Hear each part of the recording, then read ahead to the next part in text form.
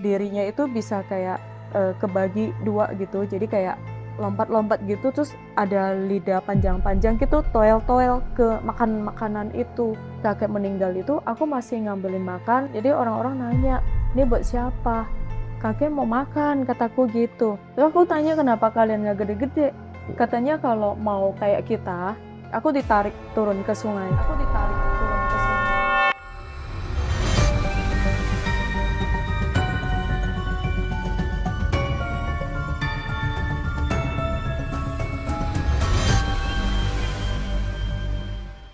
Bismillahirrahmanirrahim. Assalamualaikum warahmatullahi wabarakatuh. Aku pengen ucapin terima kasih banyak buat teman-teman yang selalu support channelnya Bang Robi di Robi Purba Official YouTube channel. Berkat kalian, kita ada di episode terbarunya di Bisikan Goib ya. Hari ini cukup spesial sekali. Bukan cukup malah, sangat spesial karena ya mungkin dulunya cuman ngelihat beliau ini di dapur, di balik kompor, memegang pisau ya. Tapi hari ini obrolannya agak berbeda. Apa yang akan kita masak hari ini? Nah, jadi jebolan dari MasterChef Season 4 ini di tahun 2015 dan beliau adalah top 5-nya kita. So everybody please welcome Chef Aksyan.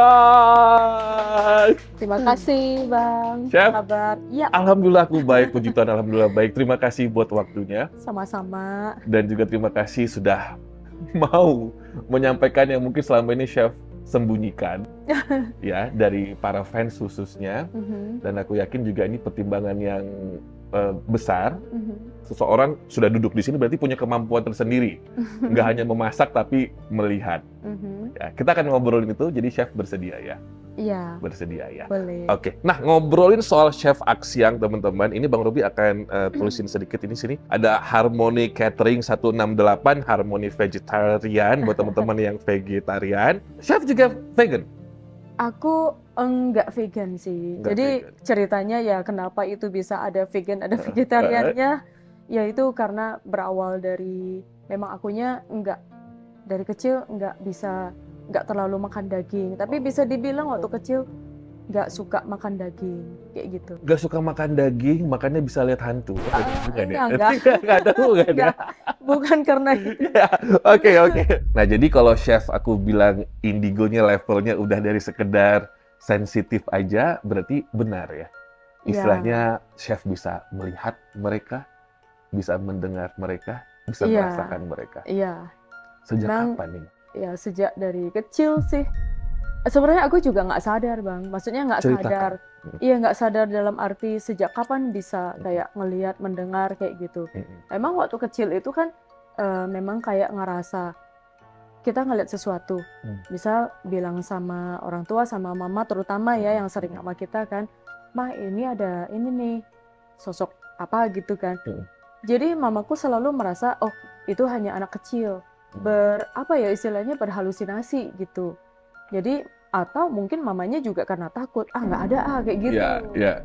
Nah, lama-lama jadi misalnya dari berbagai kejadian, terus habis itu kayak misalnya kayak kakek meninggal waktu itu ada apa kayak gitu.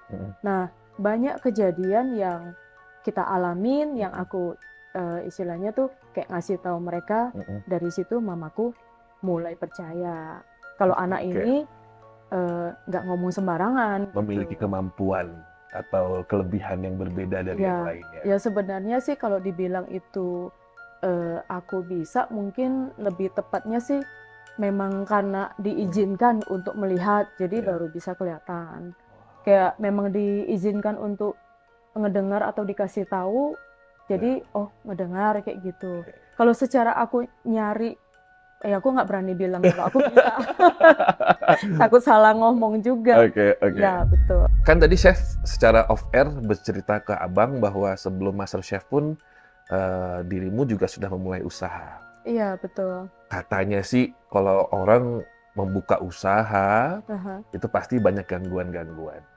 Iya. Entah itu dari pesaing bisnis, atau tetangga, atau bahkan keluarga sendiri. Ya. Sebelum kepada materi kita dengan pengalamannya chef, chef sendiri apakah dalam menjalani bisnis juga mengalami gangguan atas kesyirikan atau iri hati dari orang lain? Nggak perlu disebut orangnya, tapi apakah gangguan tersebut? Kalau untuk ngomong bentuk usaha, Bang, pasti ada. Jadi kalau misalnya ada orang yang istilahnya dari berbagai pihak kita nggak tahu ya, kenal maupun nggak kenal, ada aja pasti. Cuman kalau dalam keyakinan aku sendiri, semua itu tidak perlu kita gubris, tapi yang penting gini, kalau aku lebih ke kita punya keyakinan, kita percaya sama Tuhan yang Maha Kuasa. Jadi memang apa yang jadi rezeki kita, yaitu akan udah diporsi sama Tuhan gitu. Itu kan atas apa yang kita perbuat kayak gitu. Kalau aku lebih meyakini seperti itu. Jadi kalaupun misalnya ngerasakan ada sesuatu, contoh misalnya ngelihat entah ke tempat orang lagi belanja atau makan, pernah sih ngelihat gitu, pernah. Aku nggak sebut tempatnya ya. Misal contoh nih, kita lagi makan, jadi pas mau makan itu memang masuk nggak nampak apa-apa. Tapi pas lagi habis milih-milih itu mau makan, duduk, pas noleh, ada makhluk yang kayak gitu. Jadi di situ banyak banget kayak makanan-makanan gitu.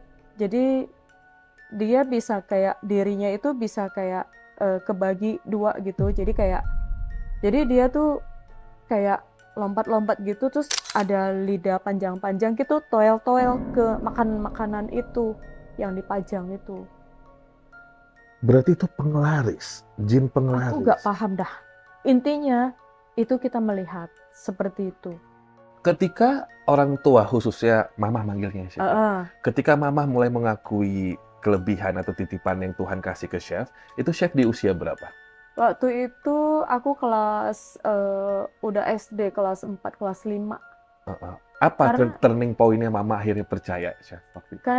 Gini, aku pernah jadi sakit sampai 2 bulan. Aku sakit sampai 2 bulan itu bingung ya. Jadi Mama tuh bingung. Aku udah ke dokter beberapa kali. Papa saya udah antar bolak-balik ke dokter. Habis obat, panas lagi, balik lagi ke dokter kayak gitu, bolak-balik nggak sembuh. Suatu hari nggak tahu ya, mamaku kayak gini bilang, apa coba bawa ke orang tua kali ya, lihat ya gitu.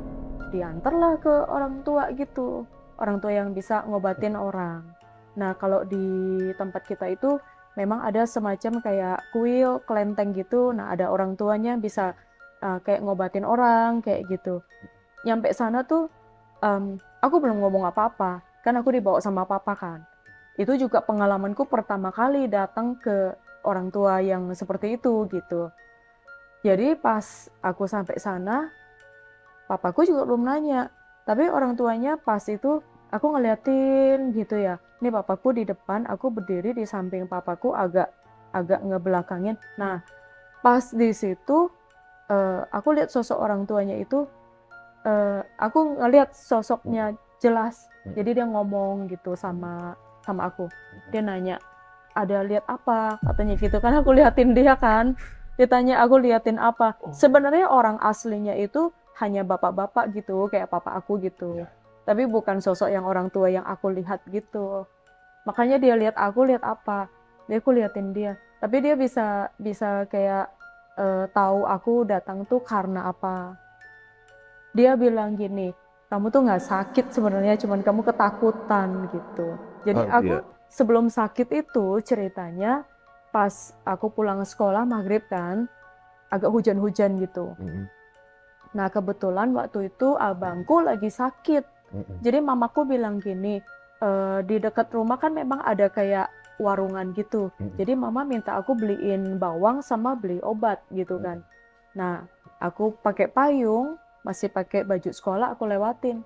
Pas jalan kecil yang aku lewatin itu memang ada sumur. Dari jauh aku udah ngeliat itu ada sosok yang dia lagi ngambil air di sumur kayak gitu kan.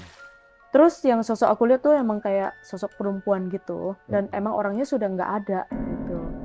Orangnya sudah nggak ada, tapi aku liatin dianya nimba air, dianya ituin kaki, basuh kaki. Habis itu pas aku lewat, jadi aku tuh kayak nggak ngerasain badanku itu udah kayak kayak merinding semua gitu. Cuman nggak ngerasa takut gimana sih, nggak bisa takut. Cuman kayak ngerasa ngeblank aja.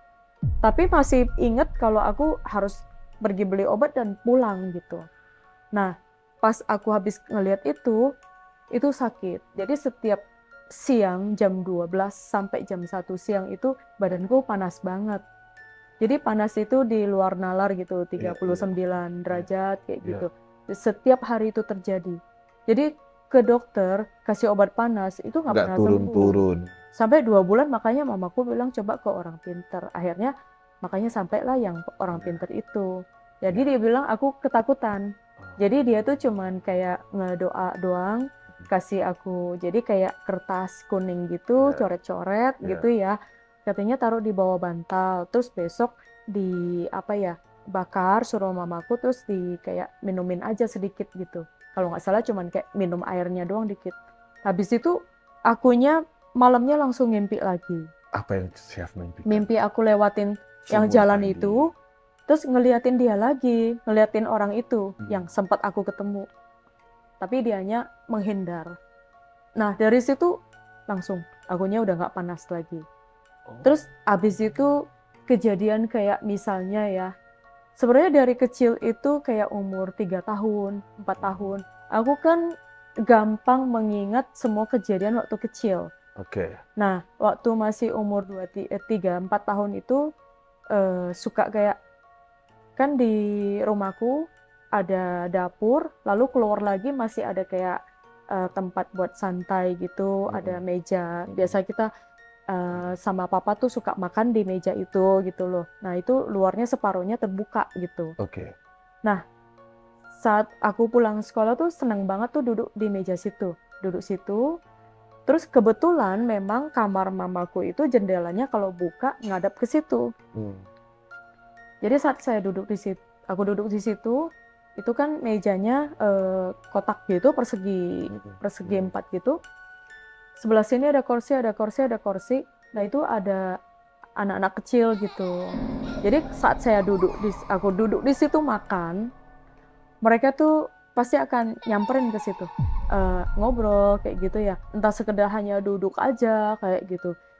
Aku secara nggak sadar ngobrol kan sama mereka kan. Nah mamaku hampir tiap hari tuh negor kayak gini, ngomong sama siapa? Jadi saat mamaku datang, mereka kabur gitu. Itu hampir setiap kali kalau aku di situ saat nggak ada orang pasti mereka nyamperin. Jadi gitu. kayak seperti Teh Risa Sarasvati yang punya teman masa kecil ya. Kalau aku nyebut dia teman mungkin aku juga nggak ngerti ya Bang. Berarti chef berkomunikasi dengan mereka? Iya. Jadi saat komunikasinya tuh dalam kayak kita tuh kayak kalau yang aku rasain, jadi bukan aku yang ngontrol mereka. Jadi secara tidak langsung, aku keajak sama mereka. Bahaya dong. Misalnya gini, aku lagi duduk. Nah, mereka nyamperin gitu kan. Mereka tahu aku ngeh dia bisa ngajakin komunikasi. Kayak gitu. Jadi dari situ aku tahu, oh ini ada orang-orang anak-anak ini. Nah cerita sama mama kan nggak percaya. Mama bilang nggak ada orang, kamu ngomong sama siapa? Ada mah, teman-temanku tadi ada. Setelah berobat, terus sang orang tua mengiyakan apapun kemampuan yang chef miliki, barulah mama percaya. Iya, jadi dari itu kan dari banyak ngalamin kejadian-kejadian itu baru. Jadi kayak misalnya tiba-tiba lihat ada sosok apa gitu kan, kayak aku diajak gitu ya. Nah, secara aku nggak sadar tuh kayak aku ikut aja lari. Pernah soalnya pas aku lari gitu, masih kecil kan, papaku tangkepin, bawa balik akunya. Ditanya tadi apa? Kataku ada orang baju putih-putih, aku diajak kayak gitu. Ya ampun. Nah, intinya mereka mama papaku intinya nggak ngelihat itu semua. Semakin kesininya baru kayak sampai ngalamin kakek meninggal gitu kan. Nah, kakek meninggal itu kelas 6 SD kali ya. Jadi saat itu semua orang memang kayak nganggap kakek tuh meninggal. Tapi aku doang yang ngerasa kakek tuh nggak meninggal. Karena setiap hari kebiasaan aku itu ngambilin makanan saat kakek mau makan setiap pagi. Jadi aku temenin makan gitu. Di pagi itu Yang saat kakek meninggal itu aku masih ngambilin makan, jadi orang-orang nanya, ini buat siapa? Kakek mau makan, kataku gitu. Jadi mereka merasa, oh ini anak kecil, biarin aja. Tapi selama tiap 3 hari berturut-turut itu, ya tetap aku ambilin makan, sampai akhirnya kakek mau pergi, dia bilang gini, hari ini kakek sudah mau perjalanan jauh, katanya gitu. Jadi aku ngeliatin dia masuk ke peti, kayak gitu. Saat peti ditutup, baru aku kayak ngerasa sadar. Oh iya, jadi kayak aku terbangunkan. Ternyata kakekku udah masuk dalam peti, dan itu, jadi aku ceritain ke mama. Chef, aku sedikit kembali kepada teman-teman yang tadi menemani Chef sejak kecil ya. Mereka mulai sirna itu di Chef usia berapa? Mulai pergi, selain mulai punah itu? Saat SMP, akunya nyadar ya, kok kamu nggak gede-gede? SMP? SMP. Jadi mereka nggak gede-gede, tetap segitu aja. Terus aku tanya, kenapa kalian nggak gede-gede? Katanya kalau mau kayak kita, aku ditarik turun ke sungai. Jadi di belakang rumahku tuh, papa tuh punya kebun luas. Jadi ada kolam buatan gitu deh. Aku dicemplungin ke situ. Kan aku nggak bisa berenang. Chef didorong? Ya, ditarik turun. Hah? Mereka berapa banyak? 3 orang. Jadi aku dicemplungin. Jadi maksudnya gini, kalau kamu nggak mau gede, nggak mau, intinya pokoknya pengen eternal lah gitu mau ya? tetap kayak gitu, ya dulu. Ninggoy. Iya, kayak gitu. Abang sepupu aku yang Ya, nemu melihat. aku tuh pas aku nyemplung atau udah berapa lama, terus aku diangkat naik. Pas angkat naik itu, dari situ timbul seperti kayak trauma ya. Jadi tahu mereka ini ternyata bukan sekedar gitu aja. Makanya aku Mereka cerita mengajak sama, orang lain ya untuk jadi teman. intinya gitu. Satu benda yang memang ketika Chef bercerita tentang Mamah dan Chef, hubungan kalian, benda tersebut adalah cermin, tapi bukan cermin ngaca besar sih. Bukan ya, kecil. Ah. Cermin kecil. Jadi ada memori sama Mamah berdua di situ ya? Iya, benar. Waktu aku masih kecil banget, tapi aku inget sih, kayak ada orang tua tuh kayak nulis-nulis di cermin. Aku juga tahu cerminnya tuh kecil, seperti yang cermin punya mama itu. Terus akhirnya aku dikasih gelang, aku dipakein gelang. Nggak tahu karena apa ya, ini mamaku nggak cerita, cuman udah gede aku tanya sama mama, Ma, gelangku yang waktu kecil pakai tuh yang kayak biji-biji itu, Coklat? yang kayak Beats ya coklat gitu, hitam-hitam kayak gitu tasbih, kan, ya. kayak tasbih. Mana ya? Kata mama, kok kamu ingat? Aku bilang, mama masih nyimpen nggak? Ya udah enggak, itu udah lama banget loh. Kamu waktu mau genap setahun itu dilepas katanya. Jadi dikasih orang tua. Tapi aku inget kejadian kayak gitu. Termasuk yang cermin itu memang. Memang inget ya? Iya. Oke. Ini Chef mulai sedikit nggak fokus, bukan nggak fokus sama Bang Robi atau ke acara kita, tapi matanya mulai ada ke kanan, ke kiri, aku nggak tahu kenapa. Silakan Chef. Tadi masuk ruangan sini tuh ada anak kecil, dari tadi nggak tahu kenapa tuh kayak jingkrak-jingkrak di situ, lompat-lompat gitu. Laki-laki? Iya, di situ. Laki-laki. Aku punya pertanyaan pribadi. Karena Chef tidak mempelajari spesifikasi dan juga jenis-jenisnya mereka. Iya. Sudah berapa ribu atau jenis yang Chef sudah lihat? Ya, sejak aku pertama kali menyadari itu, mungkin sampai hari ini banyak sekali. Lebih dari 500? Ya lebih, Bang. Lebih lah. 1000 jenis itu, bentuknya beda-beda sampai 1000-an. Abang mau tanya yang kayak gimana coba? Dari yang horor, yang bagus dulu bentuknya, berapa ribu kira-kira? Bagus itu yang kalau lengkap misalnya. Kita ngomongin soal, jadi ada tingkatan-tingkatannya. Misalnya ada yang mau ikut seseorang, lalu dia bisa kayak bantu ngobatin orang, itu berarti dia di level kayak di atas, kayak semacam orang suci gitu. Nah, mereka punya energi yang baik sekali.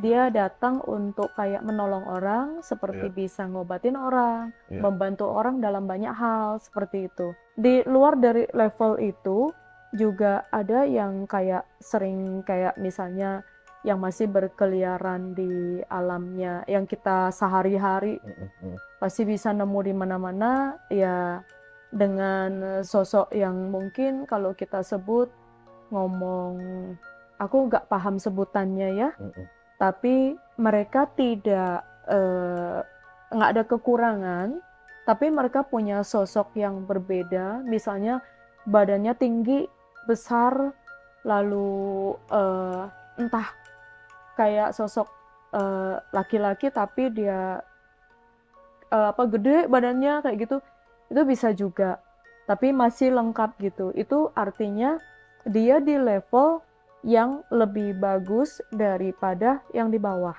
Nah kalau yang di bawah misalnya yang kita pernah kayak cium bau nggak enak, itu yang mukanya rusak kayak gitu, yang entah badannya ada yang copot, entah kepala yang dicopot kayak gitu, banyak macam, yang kayak isi perut pada keluar semua. Berarti kalau chef misalkan lagi nyetir atau disetirin, tiba-tiba melewati atau melintasi rel kereta api, kadang ada ya gitu? Ada pasti. Kelihatan? Aku ya beberapa kali pernah. Aduh. Kadang manusia itu kan nggak selalu, ibarat roda kan berputar ya. Saat kita lagi bagus kan di atas ya, tapi kan muter. Kadang-kadang di bawah. Ya, yang orang bilang tuh apa istilahnya, kadang ada saat apesnya. Ya. Nah kalau kita nggak hati-hati, itu gampang banget ketarik sama mereka. Contoh misalnya itu copot di belakang, jatuh sendiri. Aku lagi nyetir, itu di waktu itu aku ke arah tol, iya. Ganggu chef. Jadi itu tiba-tiba udah masih, kalau ngomong jauh sih masih agak jauh, kira-kira ada sekitar 1 kilo kurang lah. Tapi karena jalanannya lumayan kosong, jadi aku bawa mobil saat itu nggak kencang amat sih, sekitar 100. Tapi menuju udah mau gerbang tol kan pasti lebih ngerem gitu kan. Nah itu tiba-tiba tuh ada sosok perempuan yang jalan. Aduh, lewat gitu. Jadi aku otomatis aku ngerem dadakan. Tiba-tiba dia nongol gitu. Jadi dalam penglihatanku kalau aku nggak ngerem kan bisa nabrak orang gitu ya. Jadi aku ngerem.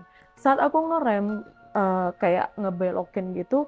Jadi mobil semuanya pada klakson kayak gitu. Yang mereka lihat kan aku ngebanting setir kan. Iya. Jadi aku stop mendekati yang kalau pintu tol tuh ada pembatasnya itu, yang beton itu loh. Nah aku pas stop di ujung situ, nggak sampai nabrak. Untungnya chef itu karena chef berdoa kan. Ya itu mungkin karena kita masih dijaga ya, dilindungi. Itu sih yang aku Tapi itu percaya. memang mitos yang sering terjadi atau dikabarkan dan dirumorkan ketika kita melintasi orang, teman-teman. Katanya sih ada orang menyeberang, jadi orang kaget gitu. Itu kan ada gerbang, Bang, di situ.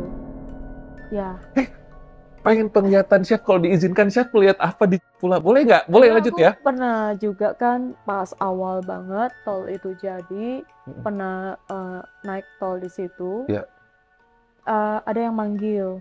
Jadi akunya tuh turun dari mobil, itu nggak nyadar. Jadi aku jalan turun, jadi jalan ke, kan agak kayak rumput-rumput apa sih namanya? Bukit-bukit gitu ya? Jalan. Jadi aku dibawa balik lagi.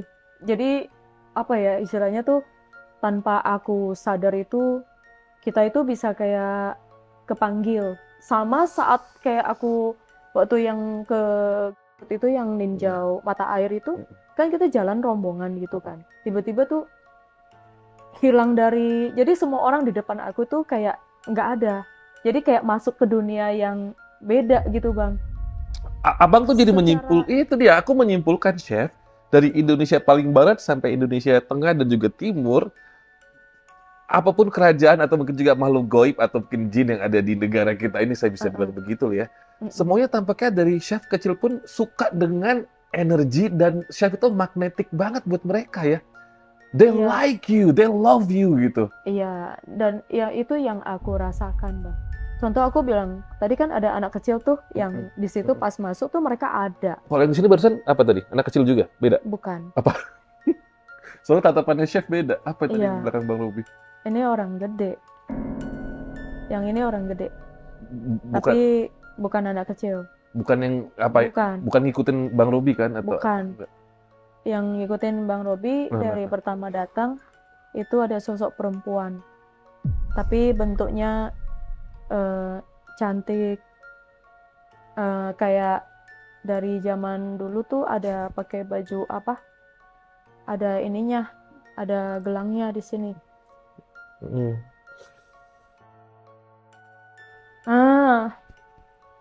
Gak mau. Abang pernah ke itu ya? Ke ini pengikutnya dari Kanjeng Ratu. Yang ini, yang jagain abang juga ada. Hah? Bukan dari keluargaku? Ini, kalau yang ini bukan.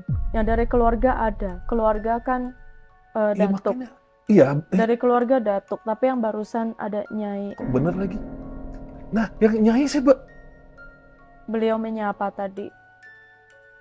Aku? Beliau. Enggak, maksudnya iya menyapa chef? Ya.